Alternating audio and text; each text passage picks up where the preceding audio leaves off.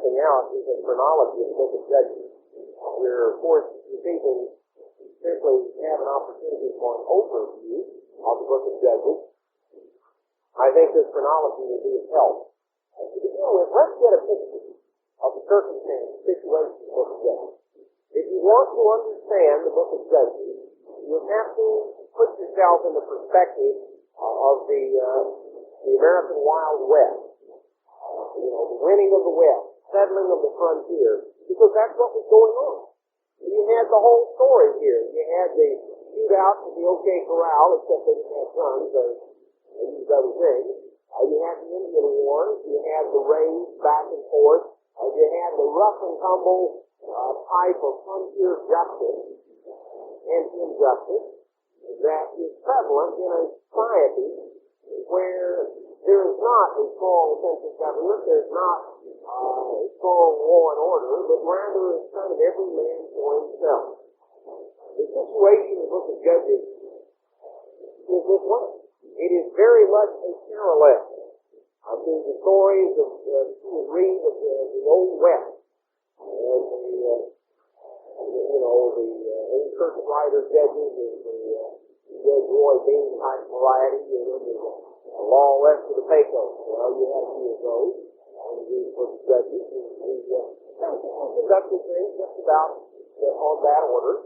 When you read one particular judge, and he had 30 sons, and they had 30 ass colts, and they rode on them and made their circuit. You realize, a little bit of kind of old frontier style justice, and kept it all in the family. You had the situation with the strife and the wars that were going on, very much analogous to the Indian Wars that involved the settling of this country, because it was a great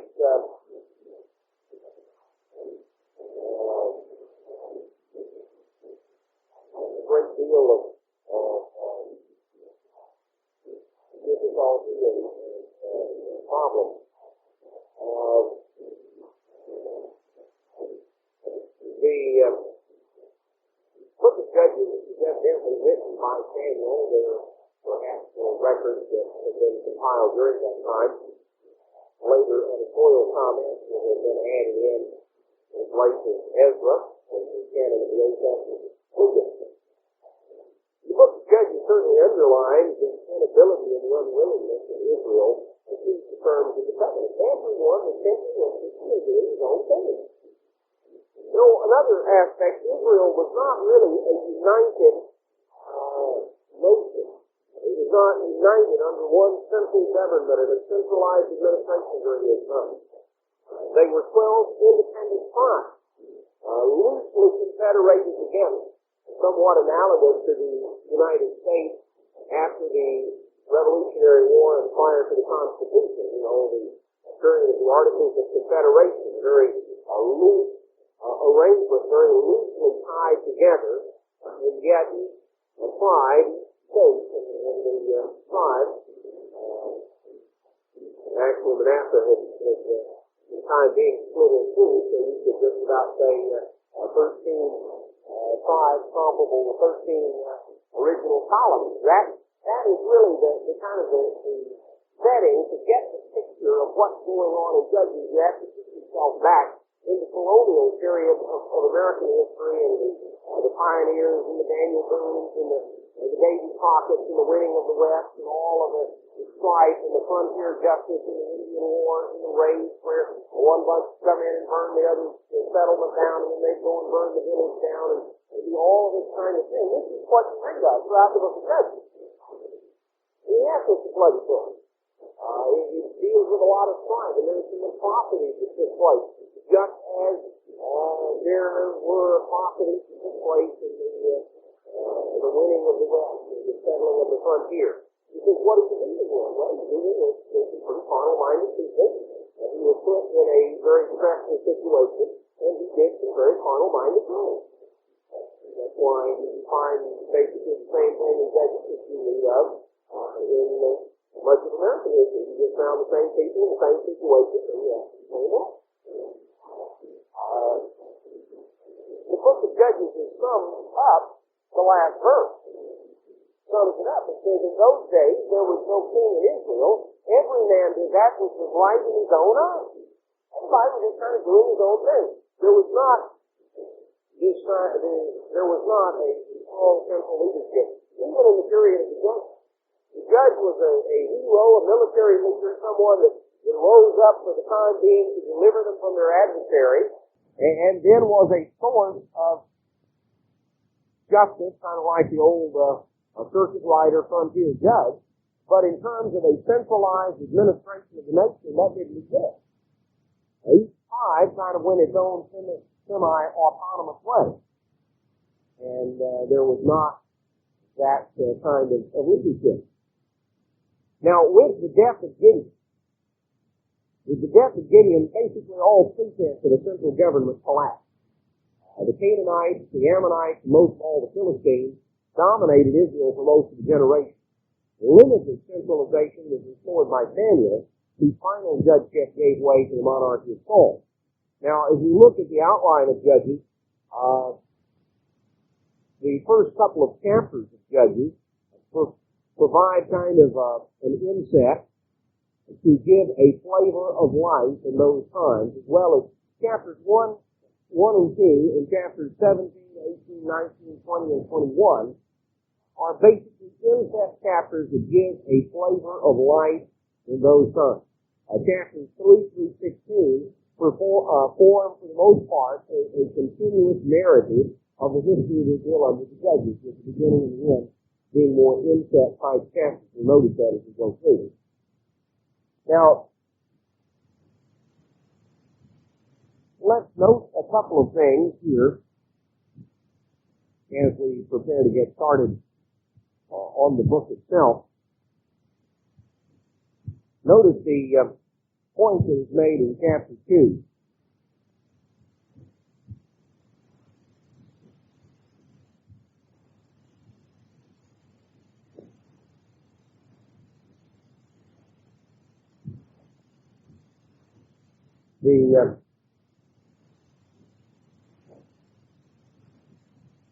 The angel of the Lord came up from Gilgal, chapter 2, verse 1, to Bochum, and said, I made you to go up out of Egypt, and have brought you unto the land which I swore unto your father. And I said, I will never break my covenant with you, and you shall make no covenant with the inhabitants of this land. You shall break down their altars, but you have not hearkened unto my voice. What is this you done? Wherefore I also said, I will not drive them out from before you, but they shall be unto you as snares, and their God shall be a trap. Now, here was the point that Israel had not done their part. God had given them instructions, and they hadn't done it. And so God said, all right, I'm going to allow you to be tested. I'm going to leave some of these Canaanites in the land. They're going to be a snare and a trap unto you. Now, if we come on over to chapter 3, verse 1, these are the nations which the Lord left to prove Israel by them.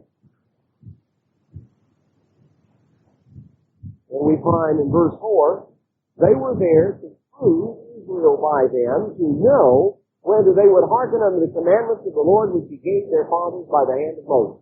The children of Israel dwelt among the Canaanites, the Hittites, the Amorites, the Perizzites, Hivites, and Jebusites.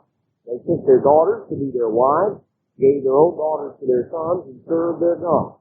The children of Israel did that which was evil in the sight of the Eternal, and forgot the Eternal their God, and served Baal and Ashtaroth.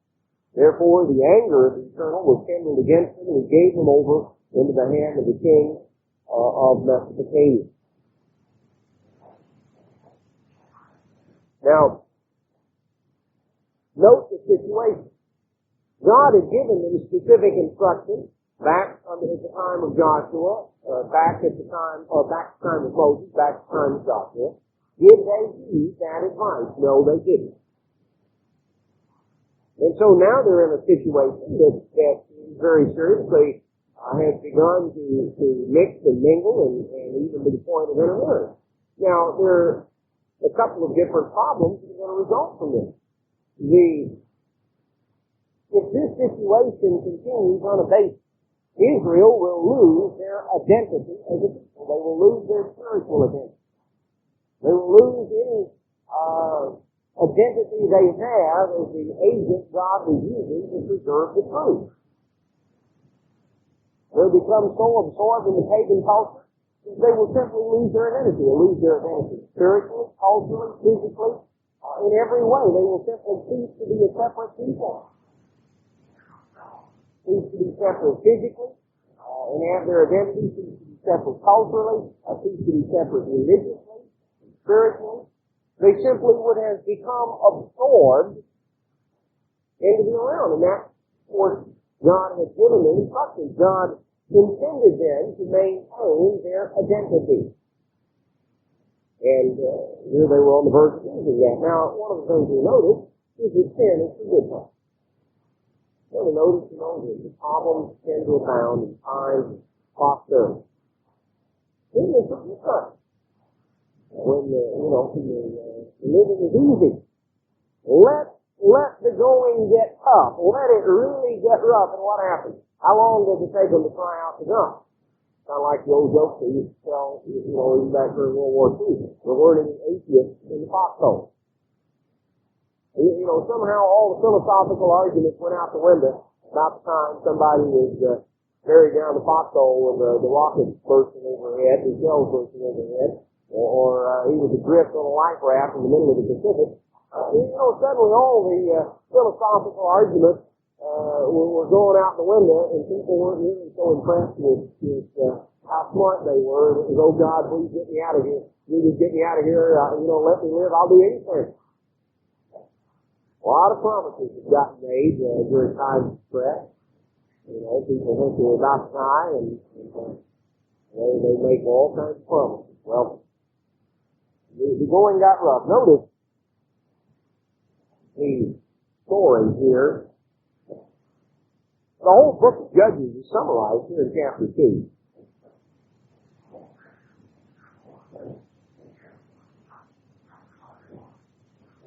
We find that in verse 7 of Judges 2, the people served the Lord all the days of Joshua, and all the days of the elders that outlived Joshua, and he seen the great works of the Lord. Joshua died, and that generation, his generation, was gathered to their fathers. Joshua died, and all of his contemporaries, within a matter of a few years after his death, those who were his peers, who were his contemporaries, were themselves dead. Now, what happened when that occurred? Well, verse 11 of chapter 2, the children of Israel did that which is evil in the sight of the Lord. They served Baal. They forsook the eternal God of their fathers. He brought them out of the land of Egypt. They followed other gods. The gods of the people that were around the mountain and worshipped them. They provoked the eternal. They forsook the eternal. They served Baal and Ashtaroth. The anger of the Lord was kindled against Israel. He delivered them into the hands of the spoilers. He spoiled them. He gave them up into the hands of their enemies round about, so that they could not stand any longer before their enemies. Whithersoever they went out, the hand of the Lord was against them for evil, as he eternally spoken, as he eternally sworn unto them, and they were sore distressed. And the Eternal raised up judges, who saved them out of the hands of those who fought. And yet they hearkened not unto their judges, for they went astray after other gods, and worshipped them, and they turned aside quickly out of the way wherein their fathers walked, obeying the commandments of the Lord. They did not so. When the Lord raised them up judges, the Lord was with the judge, and he saved them out of the hand of their enemies all the days of the judge. And they repented so because of their groanings. Came to pass when the judge was dead, they turned back and dealt more corruptly than their fathers, and following other gods to serve them and to worship them. They left nothing undone of their practices, nor their stubborn ways. The anger of the Lord was kindled. And, he said, because this nation is transgressed, I'm not going to drive any more of these nations out. Joshua left when he died. That by them I may prove this, whether they will keep the way of the Lord to walk therein, as their fathers did keep it or not. And so we find the story. That really summarizes the whole book. The people did what they shouldn't do. God allowed them to be distressed and oppressed and allowed enemies to come in and subdue them. And they were really ground down. And then they began to cry out to God and say, "Oh God, please deliver us. Oh, we're sorry. Please deliver us out of sin." God raised up a judge, come in, deliver them, and it may last for a while, last for a few years. And once the judge is dead, then everybody's back to the same old thing. It's a piece of life. Over and over and over again. One of the lessons we learned in the book of Judges is the lesson in history is that people don't learn from it. They keep repeating the same mistake over and over and over again. It's incredible. Every couple of generations comes along and they think they've invented something that none of the other generations knew of. They've invented something new. You know, with a new approach. Boy, you know, he said it's a fun and game. And the old folks just knew about it. Hey, they said, "We just said something new." Wow, but you said it new. You never used to come up with it. Somebody said, "I don't care what it is you tried. Somebody else has tried it before you."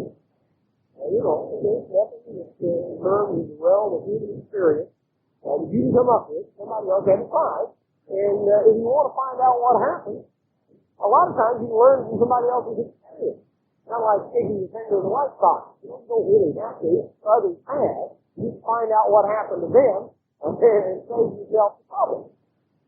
You know, that's one of the reasons the book of Judges is written down in the recorded form.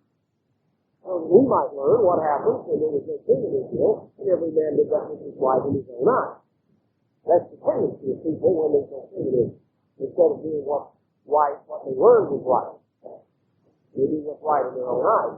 But you see, even in the recent history of the church, people that haven't read the book of Judges, if they read it, they hadn't got the point because we went through a period in the 70s and there was no king in Israel, spiritually. And what did everybody do? The man did that which was right in his own eyes. Well, he might come do his own thing. This is the book of Judges all over again. And all the anarchy and the confusion against the Lord for not from these days.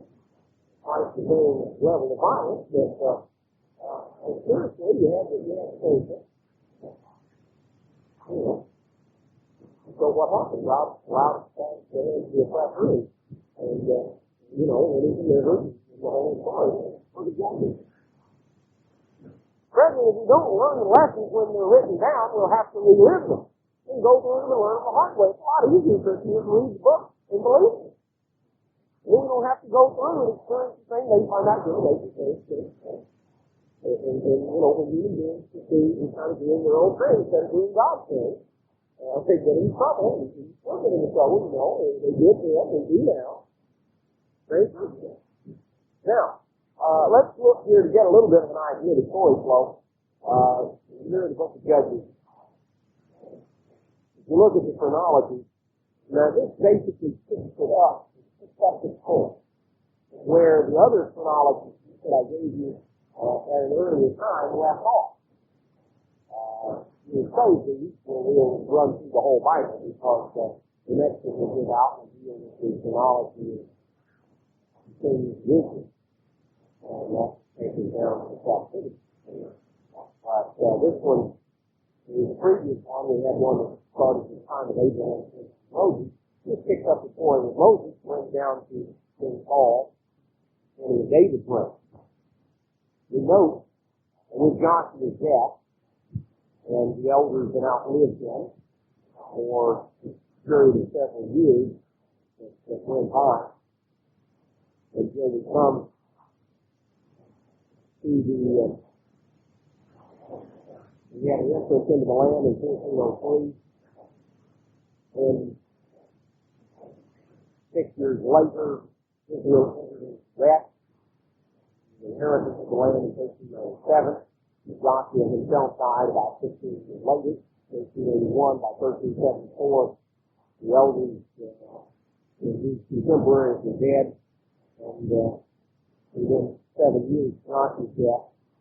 So you come to the point of the oppression by Amy, 1374 to 1366. And in 1366, the first of the judges, Ogwyn, who was Caleb's nephew. He was the son of Caleb, who was Caleb's older brother. Ogwyn, the nephew of Caleb, was the first of the judges to be raised up, and it was a 40-year discipline. After the oppression by Canaan. Then, conclusion of that time, they were oppressed by the Moabites. Ogwyn, the king of Moab, who died for a period of several years, 18 years. And then Ehud was raised up, and he came in, and of course, again, you get the tenor of the time. You know, this assassination attempt, this one of the attempts, this successful assassination, he carried out against Ogwyn and overthrew the Moabites. I might mention something here that may be interesting to you. You know, we read the Bible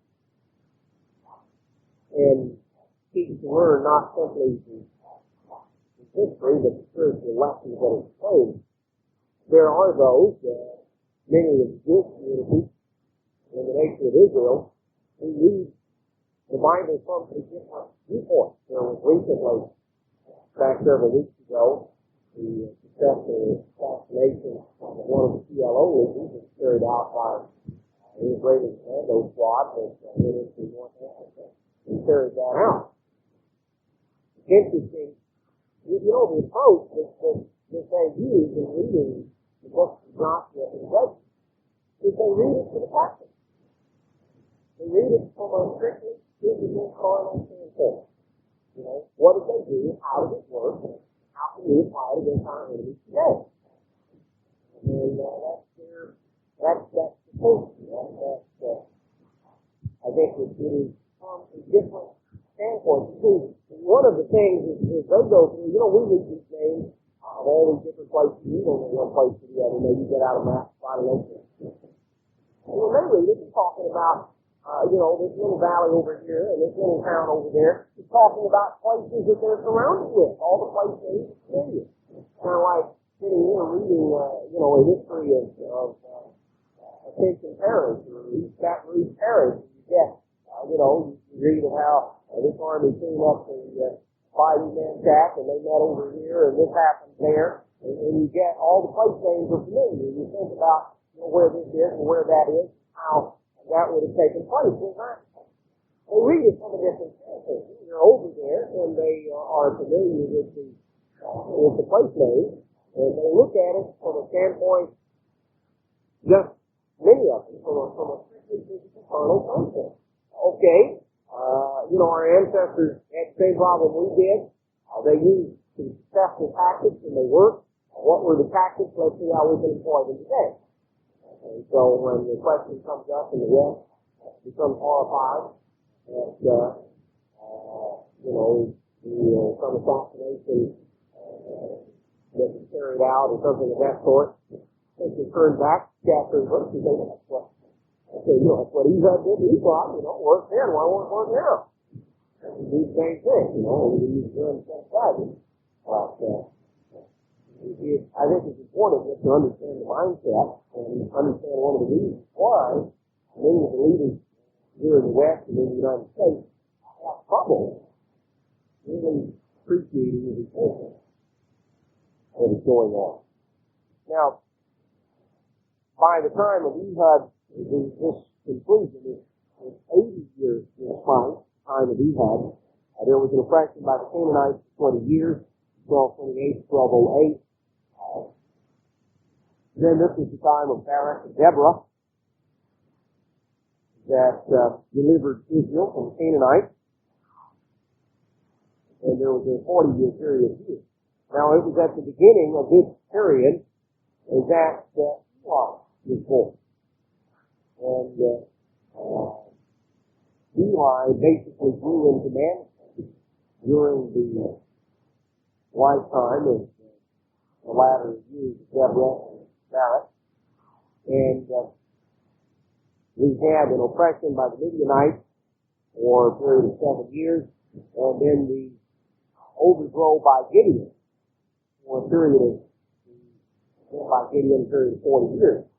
And it was during the myth of Gideon's reign that Eli became high priest. During the myth of Gideon's administration that Eli became high priest. With the death of Gideon in 1121, all pretense of central administration in Israel collapsed. And what you had was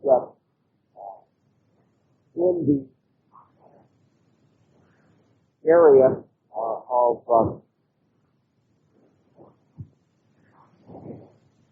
Abimelech, in the areas of the north, tried to put something together and was overwhelmed. After a short time, was the son of Gideon by Canaanite concubine. He thought to put together making himself the king. That only lasted a period of a few years, about 3 years, and he was overthrown. And so we have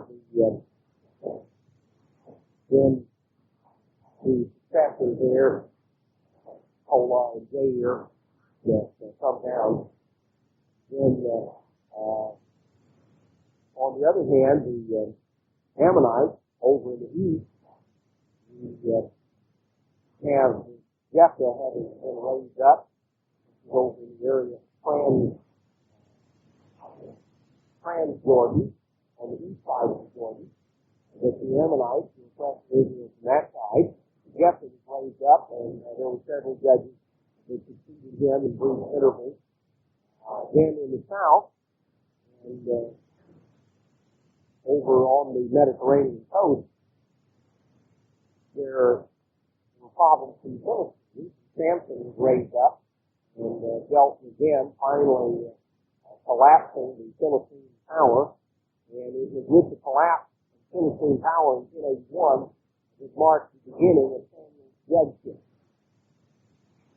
Because Samson's collapse of the Philippine temple that destroyed the leadership of the Philippine nation allowed Samuel to consolidate things for a period of 7 years. So there was a consolidation under Samuel that kind of centralized the nation once again, and then the beginning of monarchy was coronation Saul. Now, you may wonder, how do we get this chronology? Where do we come up with some of these, how do we date those judges? Well, that is a good question. And let's answer that question by taking note of Judges 11:26. This is the key verse in the book of Judges to date the book of Judges. Now, this is a response that Jephthah sent to the Ammonites, wanting pounds back, claiming that Israel had unfairly taken his pounds, and wanting them returned. And then Jephthah's reply is according to Judges 11:26. He said, while Israel dwelt in Heshbon and her towns, and in Aroer and her towns, and in all the cities that be along the coast of Arnon 300 years. Why, therefore, did you not recover them within that time? So he says that Israel, in particular towns in reference that they were mentioning, Israel had been there 300 years. At the time the Jephthah replied to them, he said, it's been 300 years since we took those towns. Why are you just now complaining? As you go back and check, they take those towns. They took them in the year of the entrance in the promised land. This is 1406, the entrance into the land of the John. You come forward 300 years, that brings you down to 1103, which we date as the beginning of Jephthah's judgeship. And then we have on that the basis of dating everything else. We have then the basis of dating all the rest of it, because we dated from Jephthah's judgeship to date back and forth from that. It's kind of a benchmark date in this judgment. And it's the way that we put it together. Perhaps it's part would be if you see and try to make tales of the chronology, and just the story flow.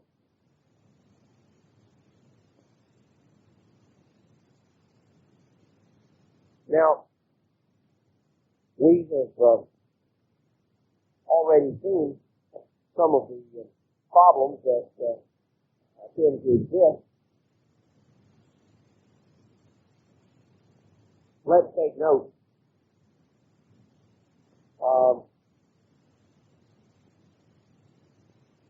Here are the questions. What did Israel do in regarding the Canaanites in the land? Well, they didn't do what God told them to do, which is to drive them out. We note, for instance, in Judges chapter 1, that Manasseh thought he had a better idea in verse 27, that they didn't drive them out. Verse 28 of Judges 1, came to pass when Israel was strong, they put the Canaanites to tribute and did not utterly drive them out. You see, they thought they had a better idea. Instead of driving them out, they'd make slaves of them. This is not what God had told them to do. And so it just resulted in ongoing problems because they were going to try to deal with it their own way. Rather than, Manasseh thought, well, instead of driving them out, they need to keep them here and have two places. That was not what God told them to do, and that simply resulted in a lot of problems and a lot of strife with ongoing situations that can avoid if they had done what God told them to do to begin with.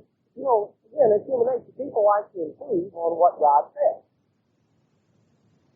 There's too many times take God's commandments and suggestions, and you may think about it a while, and think, well, they've got a better idea. You know, they kind of amend the suggestion. And, not a bad suggestion, God, but I think I can improve on it slightly. And that really is not the way God's instructions can be taken. Yet that's too often the way that people look at it. And when they do, you wind up with the result here. What did God say the result of Israel's treatment of the Canaanites would be? Well, the chapter 2, verse 3, wherefore I also said, I'm not going to grind them out before you. They're going to be as thorns in your side, and their God will be a snare. God predicted that the end result would be strife. In fact, the idolatry, the service of sin. Then we noted earlier, verses 16 through 19, chapter 2, which summarized the story of the Exodus to the seven. The ups and downs, Israel disobeyed, God sending punishment, and then they cried out for deliverance, God sent a judge, delivered them, and then when he died, they corrupted themselves all over again. Then we noted Othniel, Caleb's nephew, raised up, Judges 3, 9 through 11. And he delivered them. Then we note that the story of the Moabites and Ogwyn, and then Ehud coming in and the assassination. The story is told here. Wolverton does a very graphic treatment of it in the Bible Storybook, which is a very good source to go through to really get the story flow of something like this Judges. But Ogwyn was a rather large individual. In fact, he was fat, the dagger got stuck, and Ehud couldn't get it out. So he had to leave it out there. He describes the story here in very graphic detail. He left the place up. All the servants stood around, and they thought that Ogwyn was in the bathroom, and they didn't want to disturb him. Finally, they got afraid that something had happened, and when they finally went on in, well, then they found out something had happened. All right, he'd been assassinated. And the land had rest. One of the things over and over you'll find when God delivered the land through the judge, that we're told that the land had rest. And that is an important statement because chapter 3 verse 11, the land had rest 40 years. Chapter 3 verse 30, the land had rest 80 years. That time of peace was likened to entering keep rest. You know, we focused on Joshua, how Joshua gave them rest, entered into rest. Then they would be delivered and they would have rest. But the rest that Joshua gave them was temporary because it kept being interrupted. That's why Paul, I mentioned it, because see, Paul used that term back in Hebrews 3 and 4 and kept going back to it, quoting from one of the Psalms, how that if Joshua had really given them rest, then you wouldn't later have been reading about it in the Psalms, that they would enter into God's rest, showing that the rest in which they entered with Joshua was not the real thing. It was temporary, it was interrupted, it ceased.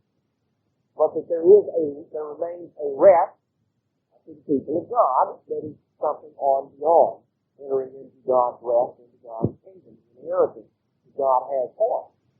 And Hebrews 3 and 4, of course, ties that in with Sabbath. And Sabbath keeping is the name for the people of God, just as there is a day of rest. Literally, there is a figurative day of rest. But you can't appreciate the analogy that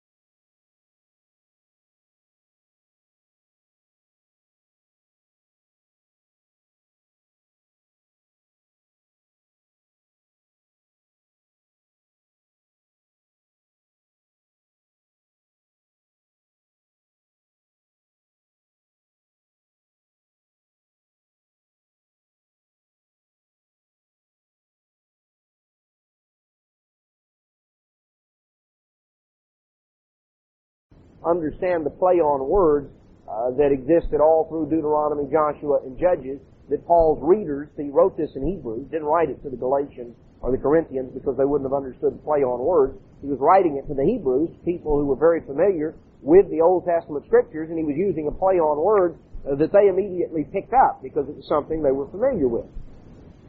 And the fact of Joshua giving them rest. Now, the children of Israel did evil in the sight of the Lord, chapter 4, when Ehud was dead, and God sold them into the hand of the king of the Canaanites. In 20 years they oppressed. Now, here we read of Deborah, a prophetess, who dwelt there in Mount Ephraim, under a palm tree, and the children of Israel came to her for judgment, to inquire God's will, and she sent and called Barak, and she said, has not the eternal God of Israel commanded, saying, go and draw toward Mount Tabor, take with you 10,000 men, and, you go and do something about this, overthrow the Canaanites.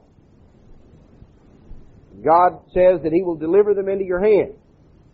And Barak said, verse 8, if you'll go with me, I'll go, but if you won't go, I won't go either. If you'll come and hold my hand, and I guess I'll go, but I'm not going to go if you're not going to go with me. I want you to understand the state of things. It is to the shame. It was to the shame of Israel. It was to the shame of the nation that there was not found a righteous man with the courage to stand up and do something. And God, to their shame, raised up one whom He described in Judges 5:7. Says, I, Deborah, arose a mother in Israel. He's saying, all the men were like a bunch of little kids. And here, God raised up a mother to come and take them by the hand. All right, this is where you go, and this is how you do it. You get a feel for the thing here. As Barak said, well, I won't go unless you go with me. Can you imagine, General Patton having said that? Can you imagine, General MacArthur or some of the great generals of, having said something like that, well, I'm not going to go unless you go and hold my hand. I'm scared to go up there by myself. It gives you a feel. We realize that some of the problems that we're facing now in terms of an emasculated society had come about then. And God, to their shame, raised up, there was not a righteous man found in the nation with the courage to do what he ought to do, and God raised up a righteous woman. And said, in effect, to the shame of the men, look, there's not a one of you standing here that's got the gumption that she's got. You're like a bunch of little kids, and you need Mama to come along and hold your hand. Fine. Here's Mama. And she'll go with you. And Deborah was pretty disgusted with him, and she told him, she said, I'll go with you, verse 9, but the journey that you take is not going to be for your honor. All right, I'll go and hold your hand, but you're not going to get the glory and the credit out of it. In fact, you're not even going to, the opposing general is going to be slain by a woman. God's going to withhold any honor from you because of your attitude. Now, understand something else. When you read the beginning of the story here in Judges 4 and you read of Barak, Barak does not get off to a very glorious start. But when we read Hebrews 11, we find Barak listed as a man of faith. Now, Barak did not start out as a man of faith. See, God sent him a message and Barak didn't believe it. And he said, I don't know, maybe you've got some faith, but I don't. If you'll go with me, I can kind of lean on you. One of the things we need to understand, we're told in Hebrews 11 of the men and women of faith, that out of weakness they were made strong. God did not simply look down always and choose individuals with a lot of natural faith or courage or boldness. Many times what we read of is individuals who were on their own were pretty weak. And God took them and made out of them what they could have never made out of themselves. And there is a lesson of encouragement there. That to the extent that we will allow God to work in our lives, He will take and make out of us what we could never make out of ourselves. You know, Barak didn't get off to quite a glorious start, but when you read the end of the story in Hebrews 11, we find that he was accounted as a man of faith. You know, that was something that he developed over a period of time in the future. Well, we have the story here of Barak and Deborah. And then after the land had rest, verse 31 of chapter 5, for 40 years. And then the children of Israel did evil in the sight of the Lord and delivered into the hands of the Midianites 7 years. The Midianites prevailed against Israel. And because of the Midianites, the children of Israel made them dens, which are in the mountains and caves and strongholds. When Israel was sown, the Midianites came up, and the Amalekites and the children of the east, they came up against them, and they encamped, and they destroyed the increase of the earth. And they didn't leave any sustenance for Israel, neither sheep, nor ox, nor ass. And they entered the land to destroy it. And Israel was impoverished because of the Midianites. So they came up on search and destroy missions, very similar to, again, you have to kind of put yourself in the picture of the old Indian raids, all the settlers had their villages, and here the Indians come swooping down to burn the crops and burn the village and send everybody scurrying. This was the situation. You had 7 years. And the nation was impoverished and in famine, and the crops were being, Midianites would find the crops, and they'd either steal them or destroy them. And God sent a prophet, when Israel cried out and said, I brought you out of Egypt. I delivered you out of the hand of the Egyptians. I drove people out before you, and I gave you their land. And I said, I'm the Lord your God. Don't fear the gods of the Amorites, but you haven't obeyed my voice. So God's prophet came and admonished the people, and it was in this context that an angel came there to an oak tree, an Oprah, that was the property of Joash. And Joash's son, Gideon, was threshing wheat by the winepress to hide it from the Midianites. So here he was, hiding down here behind this rock, beating out a few grains of wheat, because this is all you could do, hiding back behind the winepress. So he had him a little sheaf of wheat back there, and he was beating it out, hiding down there, terrorized that the Midianites were going to come by and find this little bit of grain that he had. And the angel said unto him, the Lord is with you, you mighty man of valor. Now you have to appreciate God's humor in some of these things, because Gideon was not particularly a mighty man of valor. In fact, his response is, if God is with us, why has all this befallen us? Why us? And God told him, verse 14, you go in your might and you save Israel from the hand of the Midianites. Fine, Gideon, you want some miracles? You want deliverance? Great. Get your men together and go do it. Gideon said, who, thee? How am I going to do it? My family is poor in Manasseh, and I'm the least in my father's house. Not me. You got me mixed up with somebody else. And God said, I'm going to be with you, and you're going to smite Midian. So he said, well, if this is really true, show me a sign. The angel told him to go and prepare a sacrifice and bring it there. And so he put it on the rock, and the angel put forward the end of his staff and touched the rock, and fire came up out of the rock and burned the whole thing. And the angel of the Lord disappeared. Well, then when Gideon perceived that this was an angel, verse 22, when he perceived that this was an angel, now it probably didn't take him too long to perceive about the time that he saw fire gushing up out of this rock and burning the whole thing. Most people, when they put out their staff to touch the rock, they don't ignite kind of a miniature nuclear explosion. So it began to dawn on Gideon about this time that maybe this was just not some ordinary fellow. And when he perceived that, he said, oh, no, alas, I'm going to die. I've seen an angel. So Gideon was rather traumatized by the event. God said, look, if I was going to kill you, I would have already done it. Peace. You're not going to die, so Gideon built an altar. Well, then the instructions came to Gideon, get your father's ox and go tear down the altar of Baal.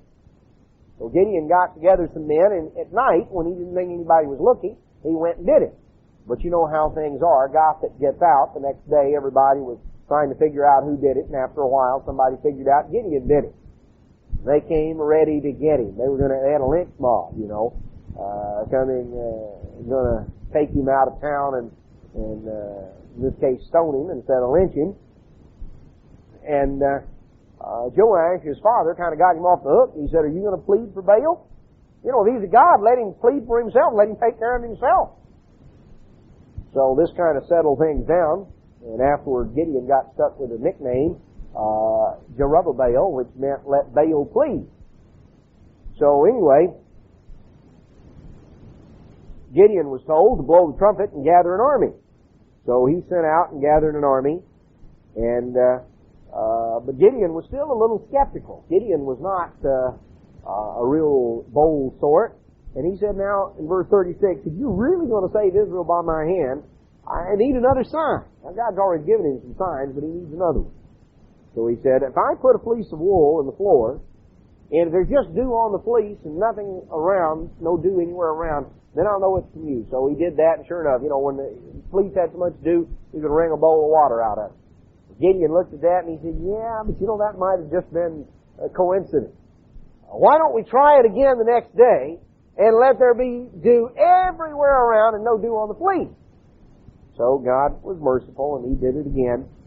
And Gideon got all the people together and he got them all lined up and had this big army. Now Gideon was a little nervous because he had this army, but the Midianites were like the grasshoppers, it said.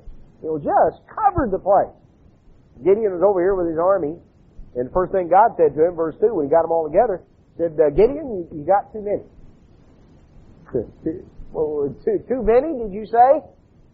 You got too many. Tell you what, line them all up and say, if anybody's scared, let them step over here. Now, when Travis drew the line at the Alamo, nobody stepped across it. But when Gideon drew the line there, 22,000 people stepped across it. The 10,000 that were left were the ones that were too scared to admit that they were scared. And so,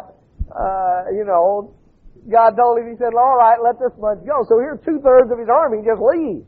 As soon as the first opportunity comes for them to leave, they hook them and leave. He's got 10,000 left, and God says, Gideon, I think you still got too many. And you can imagine, what was going on in Gideon's thought process about now. He thought, too many. I would have liked to kind of multiply the number I had to begin with. You're cutting them down. So God said, all right, take them all down to the river there and tell them to get a drink. And watch how they drink. And everybody that laps water like a dog, line them up on one side, and everybody else line them up on the other. So sure enough, when it was over with, there were 300 over there that had gotten down on their all fours and lapped water like a dog. And God said, you see those 300 that lapped water like a dog? They're yours. I'll send the rest of them home. I'm going to deliver Israel by the 300 that lap water like a dog. And so all the rest of them left. And then God gave him the plan. He said, now here's what we're going to do. Well, Gideon, needless to say, he was a little nervous about that time. He was kind of thinking that maybe the army had noticed what Gideon said in verse 12. The Midianites and the Amalekites and all the children of the east lay along in the valley like grasshoppers for multitude, and their camels were without number as the sand by the seaside for multitude. Now, this was the way it appeared to Gideon. He looked out there and he said, man, it's like grasshoppers covering the hills, and I got 300 men left. God thought I had too many. And so God said, all right, he said, I want you to sneak down there tonight and listen to what they're saying. Well, when he got down there, he found out they were more scared of him than he was of them. They were all having dreams about, Gideon coming in and one of them had this dream, and he'd heard in his dream this big barley cake had come rolling down the hill and smashed the whole camp. And he told it to the other fellow that was on sentry duty with him, and this guy said, man, that's nothing but the sword of the Lord and of Gideon. Boy, we're dead men. Well, Gideon, It kind of built him up a little bit. He thought, oh, somebody's scared of me. I didn't know that. So he went back up there, and he divided his 300 men up into 3 companies, and he put a trumpet in each of them's hand, and he put a lamp, and he put a pitcher over the lamp. And he lined them up, and they surrounded where the Midianites were. And he said, all right, now when I give the signal, all of you break your pitcher. And what happens, of course, it was pitch black night. All of a sudden, out of nowhere, the Midianites saw light. It looked that they were surrounded. Of course, they were surrounded by 300 men, but they couldn't tell that. All they saw was just instantly, these torches appearing all the way around, and they heard these 300 trumpets blow, like you would blow for a whole company of men. So he'd charge the sword of the Lord and of Gideon. Well, needless to say, this woke them up in the middle of the night. All of a sudden, they looked up and they saw all these. They thought they were surrounded. They heard all this commotion and all these things, and then they began to hear all the commotion in the camp, and they thought they were already invaded. And they fell to fighting, and in the dark, scattering around to where they wound up butchering each other. God sent a spirit of confusion in, and the whole bunch wiped themselves out. Then Gideon had to teach a lesson to the elders of one of the cities here, the elders of Succoth, who had not shown very much loyalty or patriotism.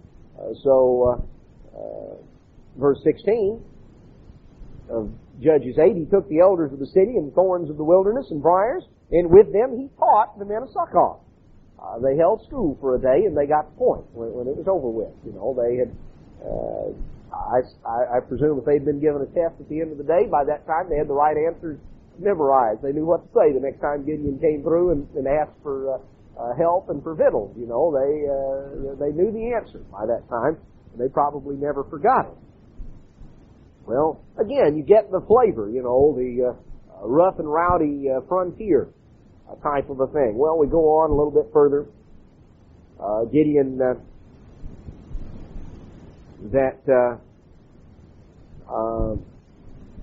we note here this, when Gideon died, that his son Abimelech, that goes up to Shechem trying to get people on his side, and we have a situation where he tries to wipe out even his own family, and he reigned 3 years, and then it wasn't long before his reign came to an end. And then we have the mention of the judges that succeeded him. Because with the death of Gideon, things split. With Gideon's death, as you note here in the chronology, Abimelech there in Shechem, in that area, held things. And there was the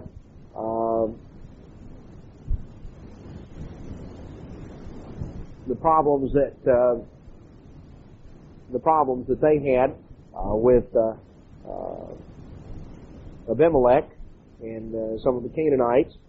Then as we come on, the Ammonites and the Philistines in different areas. Now, Jephthah was raised up. He was didn't get off to a very good start. Jephthah, verse 11, or chapter 11, verse 1, Jephthah the Gileadite was a mighty man of valor. He was the son of a harlot. And Gilead begat Jephthah. And Gilead's wife bore him sons, and his wife's sons grew up, and they threw Jephthah out. They said, you are not going to inherit in our father's house. You're the son of a strange woman. So Jephthah fled from his brethren and dwelt in the land of Tob, and there were gathered vain men to Jephthah, and it went out with him. So he gathered up a gang, kind of like Jesse James and his crowd. This was what it amounted to. He was kind of the Robin Hood or the Jesse James of the day. And what happens to a person like that? Well, they kind of gather around all the malcontents and everybody that's in trouble and on the lam from the law and from debt and from wives and from who knows what. That kind of wind up and congregate together. So he wound up with this a gang of his that would make, he would go around and raid the Ammonites. You know, this is we talk about the Robin Hoods, you know, how they rob from the rich. Well, there's no point in robbing from the poor. They don't have anything to steal. You know, yeah, he robbed from the oppressors, robbed from the Ammonites, and after a while, the elders of Israel sent to the elders of Gilead went to fetch Jephthah. You see, because Jephthah had this gang of rowdies there, and they decided, well, they needed somebody to help them. So Jephthah, they wanted Jephthah to come be their captain so that they could fight with the children of Ammon. Well, Jephthah, you read the exchange here in chapter 11, and Jephthah's rash vow, which of course was a very stupid, a very foolish thing, that he would that he would offer as a sacrifice. The first thing that came out of when he returned from the battle, he said, God, if you'll give me the victory, the first thing I see when I come back from battle, I'll offer as a sacrifice. And what should be the first thing that he saw but his daughter coming out of the house, which of course was not at all what he had expected. It was a very foolish and ill thought out thing. And this is the situation as it is described. Might read you the comment from the Sonsino, the Jewish commentary on the subject.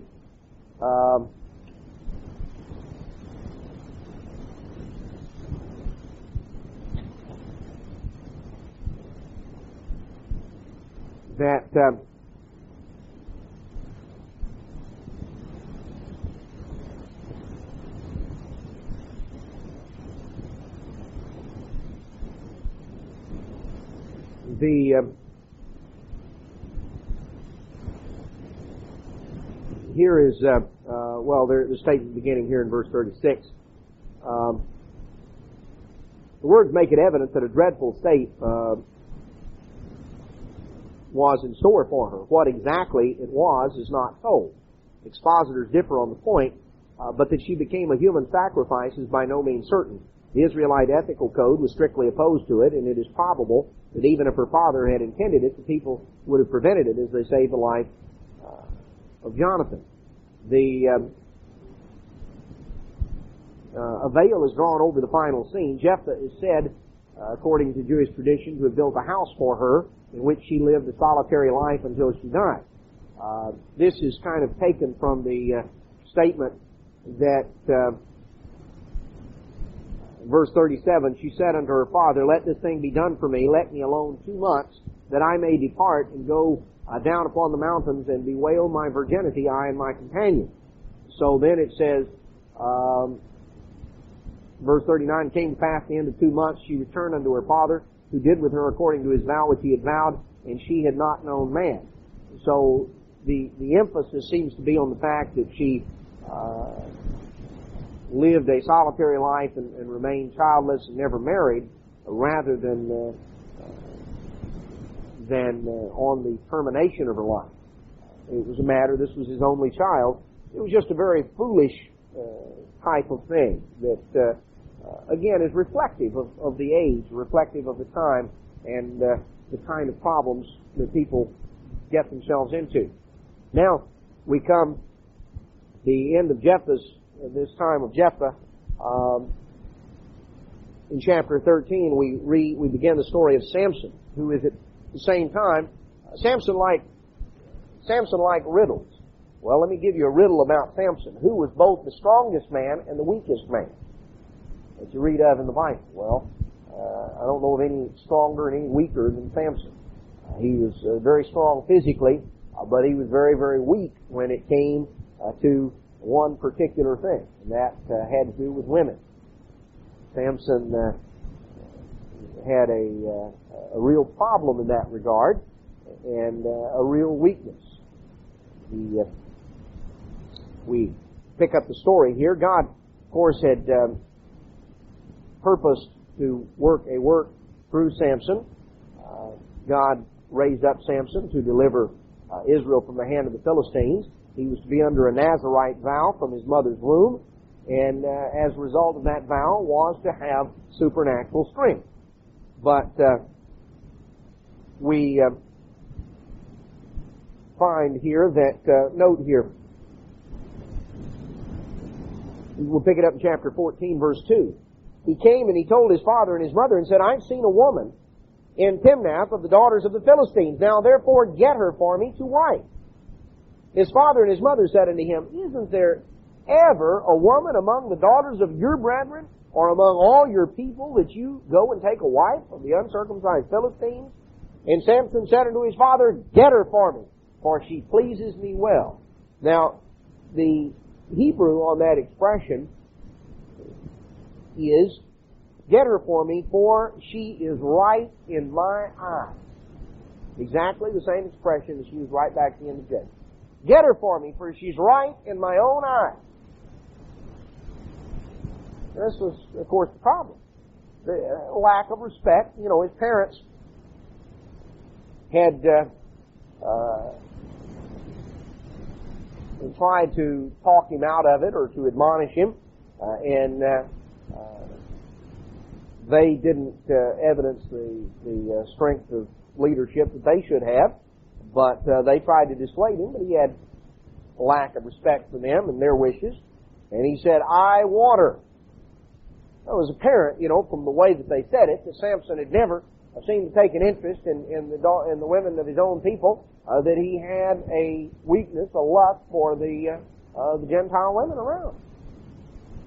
You know, he was a big brawling Irishman, a Danite, and had a real proclivity here for all of these women. In this case, it was the Philistines. He went down there and was going to make the proposal, and he had made a bet with the other men. And, of course, they wanted to win the bet, and he had bet them 30 changes of garments if they could guess this riddle. Well, they couldn't guess it, so they went in and put the pressure on his wife to tell them. And verse 16 of chapter 14, Samson's wife wept before him, and she said, You hate me, you don't love me, you told a riddle to all the people, and you won't tell me the answer. You know, oh, woe is me, and, you know, whine, and this went on for a week. And she wept before him 7 days. And, you know, this what a mess this was. You know, this is the kind of situation into which he got himself. Really had wound up with a real winner, hadn't he? Well, of course, she wheedled it out of him, and as soon as he told her, well, she went and told the others, and they won the bet. And so Samson, in order to fulfill the bet, went down to Ashkelon and slew 30 men and took their garments and brought them back. And, of course, this made everybody mad.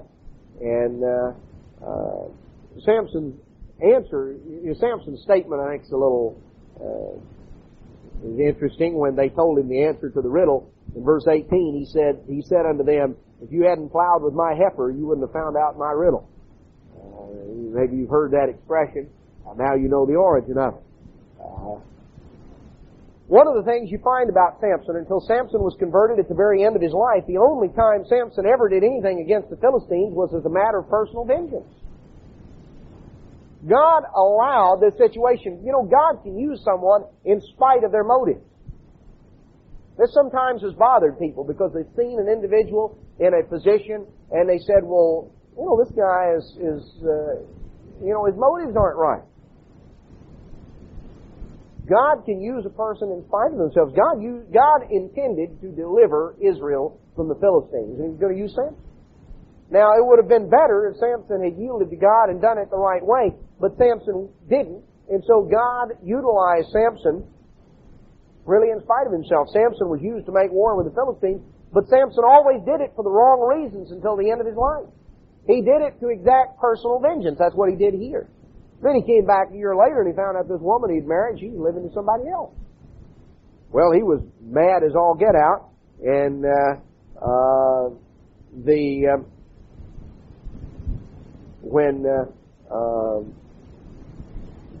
so what he did then, in verse 4, was he went and caught 300 foxes. You know, he comes down there a year later, he decides, well, he's going to go and make it up with her. And he gets down there and finds her living with somebody else. Well, again, you get the tenor of the situation and the moral tone and everything else. So he goes out and catches 300 foxes, ties them tail to tail, and puts firebrands between ties a firebrand between them. And needless to say, when you turn all these foxes loose, what do? Well, they take off running, and pretty soon they burn down everything around there. They catch all the Canaanite grain fields on fire and burn the village down. So Samson does this. He says, I'm going to be avenged. It is a matter of personal vengeance. Well, the men of Judah came up. They were mad at him. They said, boy, you really gotten us into trouble now because the Philistines are mad. You made them mad. You went out and pulled this thing on them. So Samson came in there, and he found the jawbone of an ass and slew 1,000 Philistines with it. And so he was, verse 15, so he judged Israel in the days of the Philistines, 20 years. His judgeship overlapped with the oppression of the Philistines. Then chapter 16, verse 1, Samson went to Gaza and he saw a harlot. He decided to go into her. Again, get the moral tone of the day. If this is the way the leadership was conducting themselves, what do you think was going on among the people? But you know what? It's not necessary to act like that. The book of Ruth is set against this background. This is the time setting of the book of Ruth. You know what you learn from that? That it's possible to do what you ought to do even when everybody around you is doing the wrong thing. Even when wrong examples are being set from high echelon. You don't have to. It's no excuse before God. The book of Ruth proves, you see, that here is an individual who can do what's right and have a right and pure attitude in the midst of all kind of garbage going on. I think it's a lesson, again, we have to learn. Regardless of what's going on around us, it's no excuse to go and do likewise. We're responsible for what we know, regardless of who we see do what. Well, you go on through the story, then Samson gets tangled up with delightful delight. And you remember the end of the story. Finally, she wheedles the secret out of him, and he wakes up and finds out that God has removed his blessing. And God had allowed the situation to go on and to go on over this period of time. Finally, God allows Samson to get the consequences.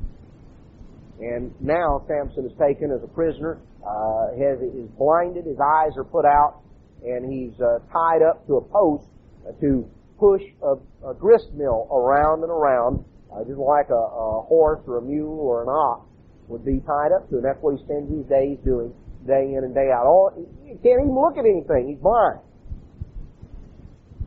Tied up there like a big dumb animal. Because he had never conducted himself really on a much higher plane than a big ox. And so God allowed him to be reduced down to that level. He said, you're going to act like one, find out what it feels like. Just go ahead and be one. But as the weeks and the months went by, and all he could do was walk around in a circle pushing that grist mill with his eyes put out, at that point in his life, he never came to himself and came to any repentance until he finally really hit bottom. And finally, he came to that point, and we see at the very end where he's taken in. They're going to take him in and make a spectacle out of him. There they were having this great celebration in the temple of Dagon. And at that point, he finally prayed. And he asked God to forgive him and to remember him and to allow him to finally do what he should have done a long time ago. And God restored his strength to the point that he pushed these middle support pillars out, and the whole place caved in and destroyed the leadership of the Philistines, and set the stage then for Samuel as judge. Well, the remainder of the book, 17 on, we kind of inset that again gives us a flavor of the time. We see here the condition of the priesthood, the Levites. We've seen the condition of the leadership in terms of the political leadership, the judges. Here we get a flavor of just the morality of the time. Here was Micah, and he decided he was going to build a house in verse 5, a house of God. And he made a few idols and made one of his sons to be a priest. Well, in those days, verse 6 of chapter 17, there was no king in Israel. Every man did that which was right in his own eyes. So a young man, a Levite, came down and lived there for a while, and he was looking for a job. He was sojourning where he could find a place. Now, this was kind of here they were degenerating down to the point that here was a preacher for hire. You know, he was kind of looking for a calling. He was looking for a place to preach. And so he, instead of being where he should have been, doing what he should have done, so they came down, and Micah said, well, why don't you stay here and be unto me a father and a priest? And I'll give you 10 shekels of silver a year and a suit of apparel and your victuals. So the Levite thought, well, this sounds like a good deal. You know, he could tell he was getting the call because the wages came and they sounded pretty good. So he became a priest there to the house of Micah. Micah said, boy, I'm in good shape now. I got a real live Levite for my priest. You know, so you get the flavor, just the superstition and the condition of things. Well, a little while later, the tribe of Dan came down. And they stopped by and they met this guy. And they told him, they decided they liked the look of these idols there that Micah had. And they told the Levite, verse 19, hold your peace. And you come on with us, be a father and a priest to us. It's better to be what's better, to be a priest unto the house of one man or to be a priest unto a tribe and a family in Israel? And the priest's heart was glad. Boy, he was getting a promotion. He thought this was great. You know, if you ever came out of one of the Protestant churches that way, they could always tell when the Lord was calling them to a new church.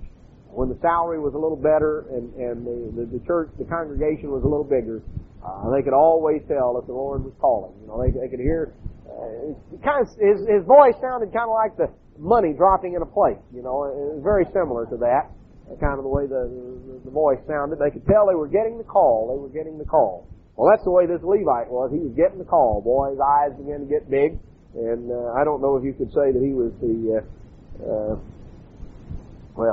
whatever. I won't mention names, but anyway, he decided to take the job. And notice here, it's not apparent in reading most translations, verse 30. The children of Dan set up a graven image, and Jonathan, this is the priest's name, the son of Gershom, the son of Manasseh. Now that's the way it reads in the King James, but that is really not, that is one of the emendations. Is what is called the emendations of the Sopharim. The Sopharim were Jewish scribes, and there were a few things that embarrassed them, and they did not change the text, but what they did was they would put a little letter up above the text to where something different was read. Now, the word in the original is Moses, Moshe, and they just put an insert of a little N up at the top, a little